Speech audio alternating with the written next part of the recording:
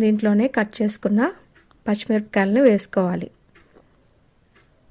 దీంట్లో కొంచెం కొత్తిమీర, చిన్న అల్లం ముక్క, ఒక కప్పుడు పెరుగు వేసుకోవాలి. వేసుకొని ఇవి మిక్సీ జార్లో మెత్తగా గ్రైండ్ చేసుకోవాలి. గ్రైండ్ చేసుకొని పక్కన పెట్టుకోవాలి. ఒక ప్యాన్లో అయితే ఆయిల్ వేసుకొని ఆయిల్ హీట్ ఎక్కిన తర్వాత సన్నగా కట్ చేసుకున్న వెల్లుల్లి తరుగు, ఒక స్పూన్ జీలకర్ర వేసుకొని పచ్చి బఠానీలు ఇందులో వేసేసుకోవాలి. 2 కప్స్ వరకు పచ్చి బఠానీని ఇందులో వేసేసుకొని కొంచెం వేయించుకోవాలి. 2-3 నిమిషాలు వేయించుకోవాలి. ఇవి త్వరగానే వేగిపోతాయండి. కలర్తో ఉండేవి కాకుండా గింజలతో ఉండేవి తీసుకోవడం వల్ల మంచిది.